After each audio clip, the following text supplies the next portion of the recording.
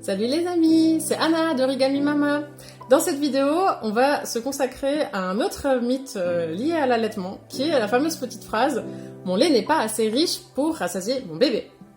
Alors il y a énormément de témoignages de mamans qui disent que voilà, elles ont commencé à recourir au lait artificiel en partie ou de manière totale parce que voilà, leur lait n'aurait pas été assez consistant pour rassasier et combler tous les besoins de leur enfant.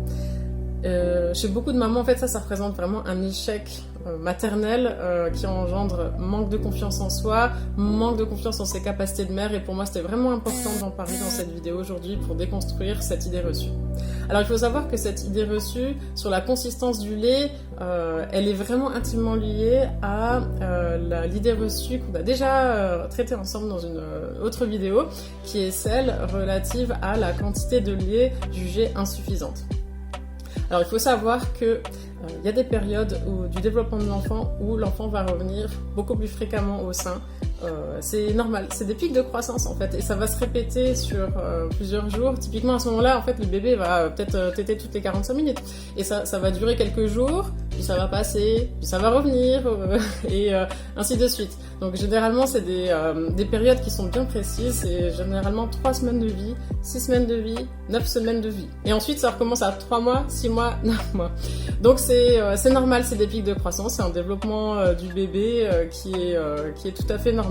Il y a aussi une deuxième situation, c'est l'allaitement de nuit. Il y a beaucoup de mamans qui se plaignent que voilà, le bébé revient constamment la nuit, elles savent pas si finalement leur lait est assez riche, pourquoi il est pas calé quoi, hein, comme un bébé nourri avec du lait artificiel.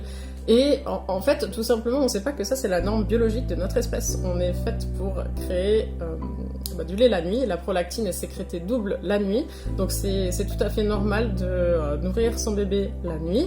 Et les nuits complètes à 3 mois, qu'on voit aujourd'hui dans les manuels de pédiatrie, ça a été inventé de toutes pièces dans les années 70, alors que l'allaitement maternel, le taux d'allaitement maternel était vraiment au plus bas. Donc c'est vraiment dans ces situations où on se dit, et c'est naturel de penser ça, hein, qu'on n'a pas assez de consistance dans son lait pour pouvoir rassasier son bébé. Mais en fait c'est un cycle naturel d'évolution et faut vraiment pas s'inquiéter. Il faut savoir aussi que la composition du lait maternel, elle évolue en permanence pour accompagner le développement du bébé. Typiquement, au départ vous aurez uniquement quelques gouttes, hein, qui sont le colostrum, qui est un lait hyper riche, hyper gras, et moi personnellement je l'ai vraiment constaté sur ma fille aînée pendant que je l'allaitais au courant de ma grossesse. Donc là j'ai vraiment constaté qu'elle commençait à avoir de bonnes joues, hein. Et après la naissance de ma deuxième fille, là vraiment la différence était vraiment flagrante. Donc j'ai vraiment vu que c'était un lait vraiment riche et gras, qui est d'ailleurs plein d'anticorps, donc ça favorise le système immunitaire des deux, hein, du coup quand je les ai allaités ensemble. Donc c'est hyper intéressant d'un point de vue nutritionnel.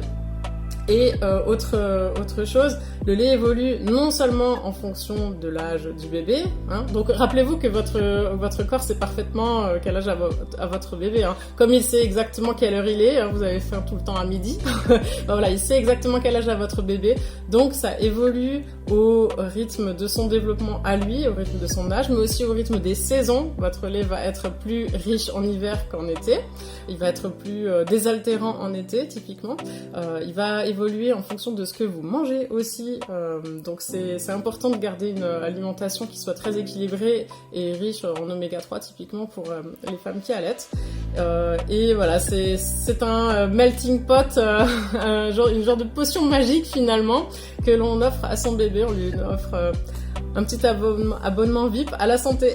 Donc voilà, c'est tout pour cette vidéo, pour ce mythe qui est relatif à la richesse du lait ou non, et au fait de rassasier son bébé. Merci de m'avoir suivi jusque là. À la prochaine les amis, restez zen.